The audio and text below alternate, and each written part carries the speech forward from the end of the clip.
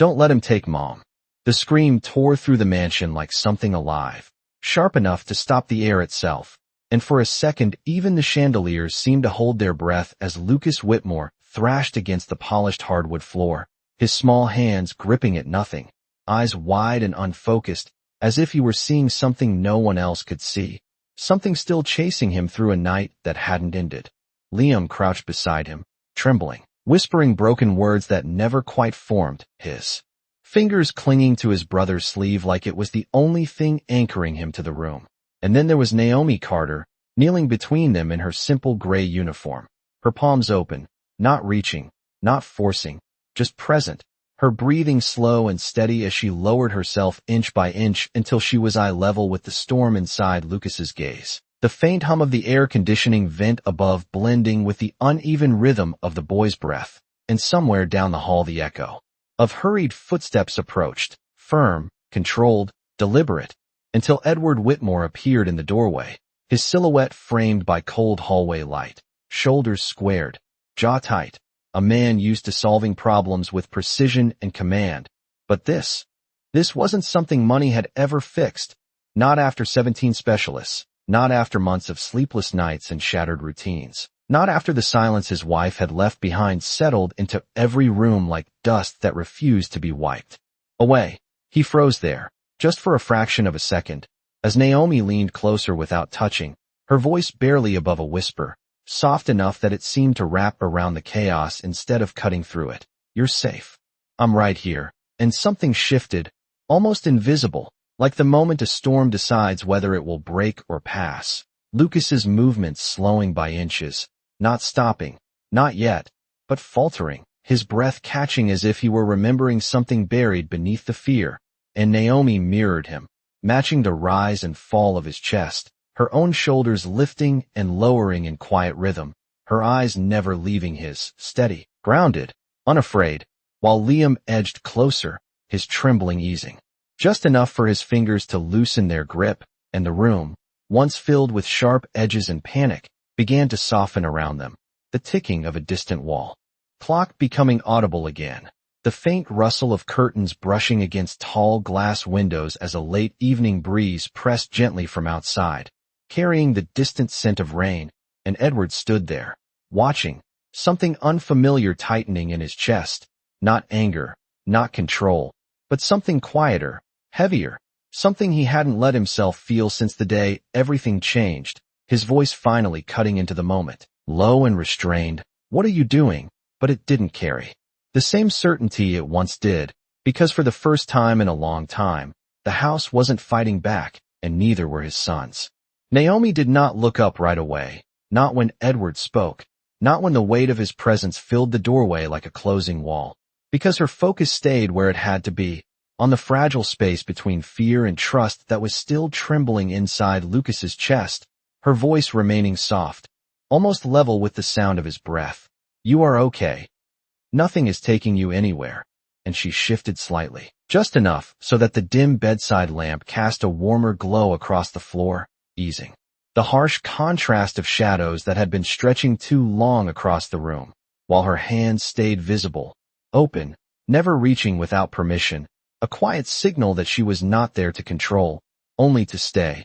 Lucas's fingers loosened another fraction, his grip no longer clawing at the air, but resting uncertainly against his own shirt, his breathing still uneven but no longer breaking apart, and Liam, watching closely, leaned in closer until his shoulder brushed Naomi's arm, not pulling away this time, not hiding, just staying near the calm she carried, as if it was something real enough to hold on to.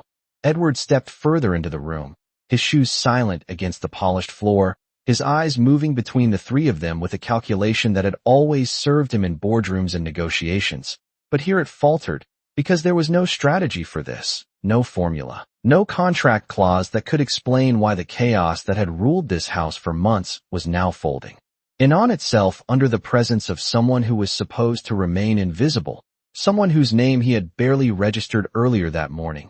They should be in bed, he said, the words measured, controlled, but lacking the edge they once carried, and Naomi finally lifted her gaze, meeting his eyes not with defiance, not with apology, but with a steady clarity that held its ground without needing to rise.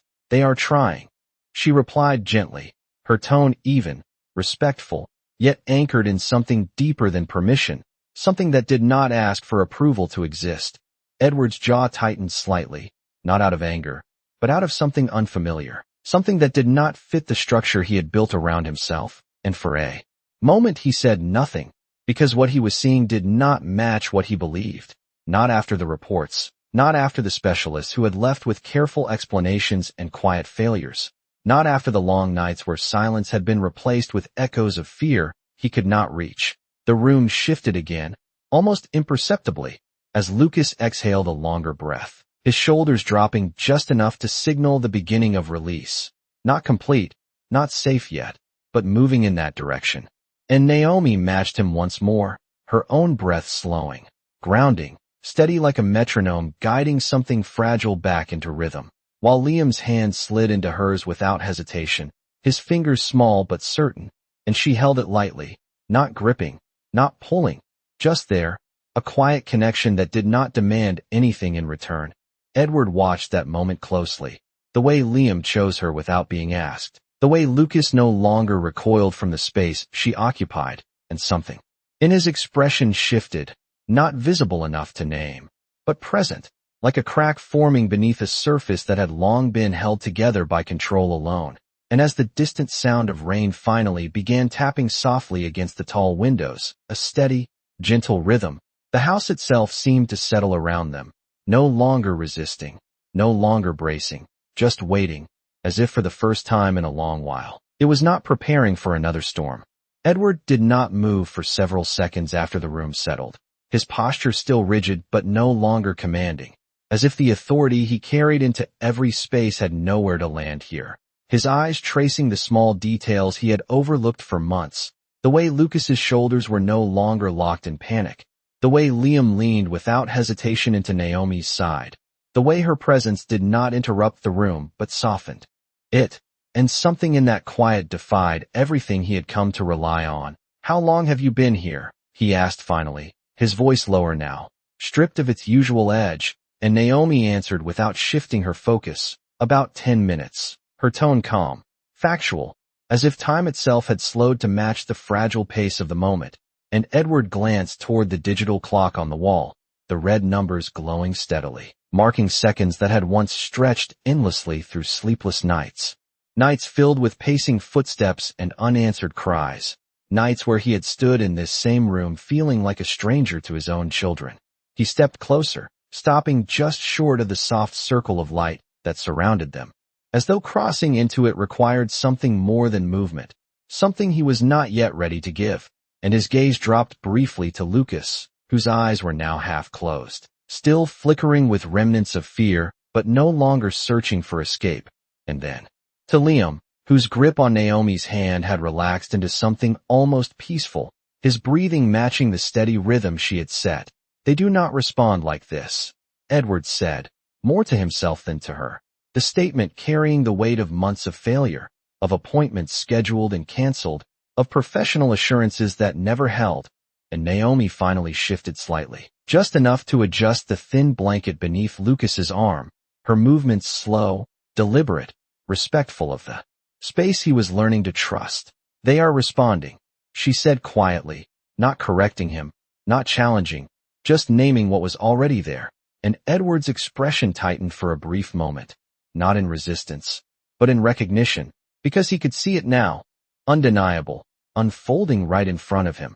The rain outside grew steadier, tapping softly against the tall glass windows, a gentle, consistent sound that filled the silence without breaking it, and somewhere deeper in the house a floorboard creaked, the kind of small, ordinary noise that had once been drowned out by tension, now returning as if the building itself was remembering how to breathe. Edward exhaled slowly, a breath he had not realized he was holding, and his hand, resting at his side, flexed once before stilling again, the habit of control meeting a moment that required something entirely different, something unfamiliar. And for the first time since the night everything had changed, he did not issue an order, did not interrupt, did not attempt to fix what he did not understand. He simply stood there, watching, as Naomi remained grounded in the quiet center of the room, her presence steady, her voice absent now because it was no longer needed, and Lucas's breathing eased further, the tension leaving his small frame inch by inch, while Liam's head tilted gently against Naomi's arm, his eyes closing as if sleep had finally found a way back to him. And in that stillness, Edward Whitmore felt something shift within himself, something subtle but undeniable, like the first crack in ice that had held too long. And though he could not name it yet, he knew one thing with absolute certainty. Whatever was happening in this room was not something he could control, but it might be something he needed to understand.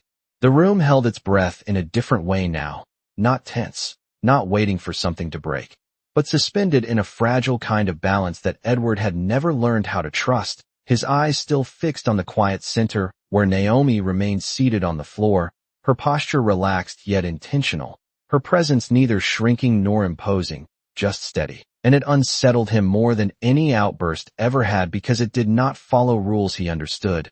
"You should step away," he said after a moment, the words coming out softer than intended, not a command, not quite a request, but something caught between habit and hesitation, and Naomi turned her head slightly, careful not to disturb the small, steady rhythm she had built with the boys, her gaze meeting his again, calm, grounded. "If I move too quickly, they might feel it," she replied, her voice low and even, and Edward's jaw tightened faintly as he processed that. The idea that movement itself could carry weight, that presence, could communicate more than words, concepts that had never fit into the structured, efficient world he had built. Lucas shifted slightly, not in panic but in the slow, searching way of someone drifting towards sleep, his hand brushing lightly against Naomi's sleeve before settling there, not gripping, not afraid, just resting, and Liam mirrored him without thinking, his small body leaning closer until both boys were anchored by the same quiet point, and Naomi adjusted just enough to support them without waking them, her breathing still slow, still consistent, a silent guide they followed without knowing. Edward took another step forward, crossing the edge of the lamplight this time, and the subtle warmth of it touched his face, softening the sharp lines that usually defined him, his eyes scanning every detail again as if committing it to memory, searching for something he could explain, something he could measure. But there was nothing to quantify here, only a shift he could feel but not control, and it unsettled him in a way that no failed investment or broken deal ever had. "They have specialists," he said quietly, almost defensively now, as if reminding himself of the systems he trusted. "People trained for this," and Naomi nodded once, not dismissing, not challenging, just acknowledging. "I am sure they do," she said gently, her tone respectful but not yielding. "But sometimes children do not need to be managed, they need to feel safe enough to come back." And the words settled into the space between them, not loud, not forceful, but undeniable, and Edward's expression shifted again, a flicker of something deeper crossing his features before he looked away briefly, his gaze landing on the rain-streaked windows, the city lights beyond blurred into soft shapes by the water sliding down the glass. A world he controlled so precisely now distant, unreachable in this moment. Behind him, the hallway remained silent, no staff stepping in, no interruptions, as if the entire house had learned to stay back, to give this moment the space it demanded, and Edward exhaled slowly, his shoulders lowering just a fraction, the tension in his stance easing not out of decision, but because it no longer fit the room, and when he looked back at his sons, truly looked this time, he saw something he had not seen in months, not perfection, not a solution, but a beginning, fragile and quiet, held together by something he had overlooked for far too long, and for the first time, he did not try to take control of it. He simply stayed where he was, within the light, within the stillness, watching as Naomi remained at the center of a calm he could not create, but might finally learn to understand. The silence held, but it was no longer fragile, it was stretched thin, pulled between what had just begun to settle and what had yet to be understood, and Edward felt it pressing against him, unfamiliar and uncomfortable, like standing in a place where his voice no longer carried the same weight, his eyes moving once more from Naomi to his sons, then back again, as if trying to reconcile two versions of reality that refused to align. "That is enough for tonight," he said finally, his tone firmer now, not raised, not harsh, but returning to something closer to command, something that had defined him for years. And for a moment the room seemed to tighten again, not in panic, but in hesitation, as if even the air paused to see what would happen next. Naomi did not react immediately, her posture remaining steady, her hand still resting lightly against Liam's, her attention anchored in the quiet rhythm of the boy's breathing. And when she spoke, it was not to challenge him, not to resist, but to clarify something he had not yet learned to see. "They are almost asleep," she said gently, her voice low, careful not to disturb the fragile calm that had taken hold. And Edward's gaze sharpened slightly, a flicker of frustration surfacing beneath the control he maintained, because almost was not certainty, and uncertainty was something he did not tolerate. He stepped closer, now fully within the soft pool of lamplight, the warmth of it brushing against the tension in his expression. And for a brief second, he looked down at Lucas, at the small rise and fall of his chest, at the way his hand had relaxed against Naomi's sleeve, no longer searching, no longer grasping, and then at Liam, whose head now rested lightly against her arm. His face softened in a way Edward had not seen since before everything changed, and something in that image held him there longer than he intended. "You are overstepping," he said, quieter now, but edged with something deeper, not anger, but the discomfort of losing ground he did not know how to reclaim. And Naomi lifted her eyes again, meeting his gaze with the same calm steadiness, not shrinking, not pushing back, just present. "I understand why it might look that way," she replied, her tone respectful, measured. "But I am not taking anything from you. I am helping them find their way back." And the words settled into the space between them, not loud, not forceful, but impossible to ignore. Edward's jaw tightened slightly, his hand curling once at his side before stilling again, the instinct to assert control rising and then faltering, because what he was seeing did not match what he expected, did not follow the pattern he relied on. And for a moment he said nothing, the silence stretching again, but this time it was different, heavier, filled with something unresolved. Lucas shifted once more, a small movement, his fingers tightening, briefly before relaxing again. And Naomi adjusted just enough to support him without waking him, her movements slow, deliberate, guided by something instinctive rather than instructed, and Liam's grip remained light but certain, his breathing deep and even, the steady rhythm of sleep finally settling in. Edward exhaled slowly, the sound barely audible, his shoulders lowering just a fraction as the tension in the room eased once more, not because he commanded it, but because it no longer responded to command. And that realization lingered, quiet but undeniable, as he stood there watching a moment he could not control, yet could not deny, unfolding right in front of him. And for the first time, the authority he carried felt less like strength and more like distance, a distance he had not known how to cross until now. The room finally settled into a stillness that felt complete, not temporary, not fragile, but whole in a way that had been missing for far too long. And Naomi remained exactly where she was, her back resting lightly against the side of the bed, her arms relaxed but steady as both boys leaned into her without hesitation, their breathing now deep and even, the kind of quiet rhythm that could only come from a place where fear had loosened its grip. Lucas's fingers, once restless and searching, now lay still against the fabric of her sleeve, and Liam's head rested fully against her shoulder, his weight soft and trusting, as if sleep had finally found him after being kept away for too many nights. And Naomi did not move, not even when a strand of her hair shifted slightly with the faint breeze from the vent above, because she understood that this moment was not something to adjust or improve. It was something to protect by simply staying present. Edward stood just a few feet away, the tension in his frame no longer sharp but not entirely gone, his posture caught between the instinct to step forward and the unfamiliar urge to remain still, his eyes fixed on the quiet scene before him, as if trying to memorize something he did not yet fully understand. And the rain outside continued its steady rhythm against the tall windows, soft, consistent, filling the silence without breaking it, blending with the faint hum of the house in a way that made everything feel slower, calmer, as though time itself had eased its pace. He took a slow breath, then another, each one deeper than the last, as if his body was adjusting to a rhythm it had not followed in months.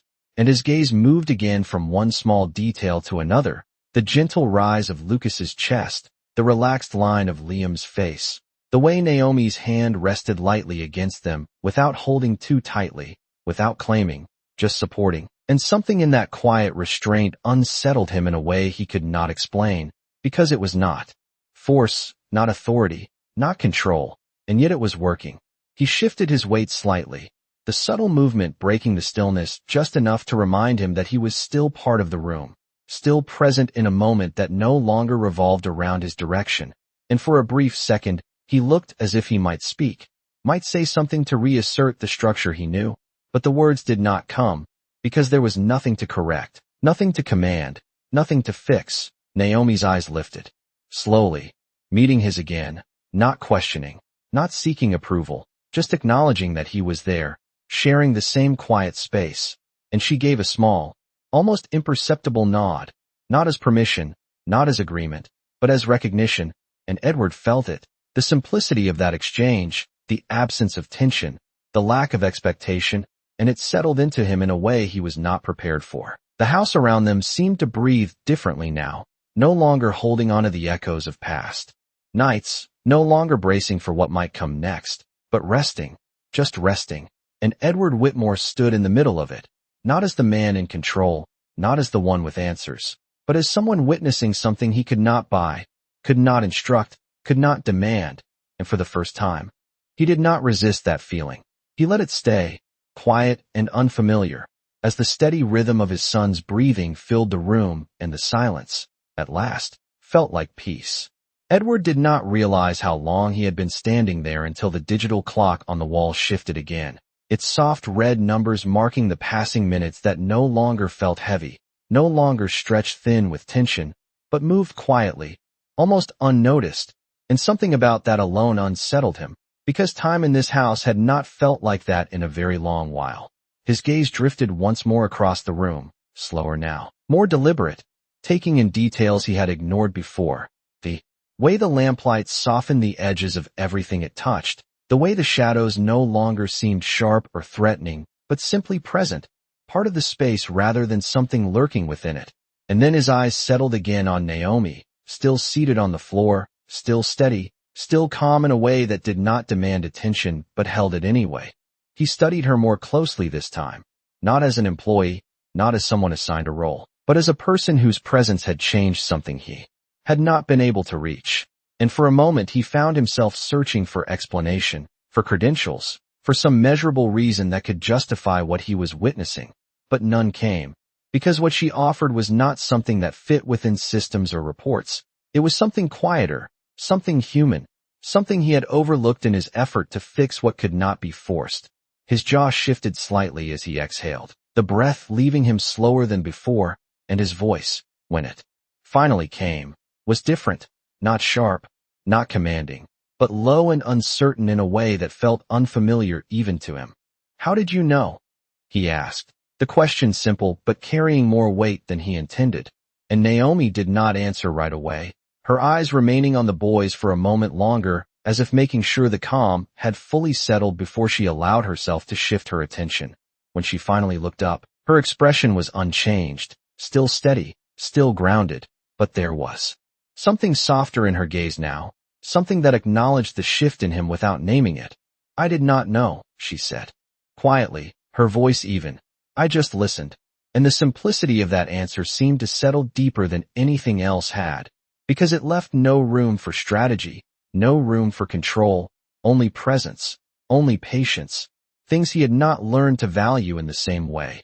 Edward's brow tightened slightly, not in disagreement, but in thought, his mind trying to reconcile that answer with everything he believed, everything he had built. And for a brief second, he looked down at his hands, as if seeing them differently, as if recognizing that everything they had accomplished had not been enough here, had not been what his sons needed.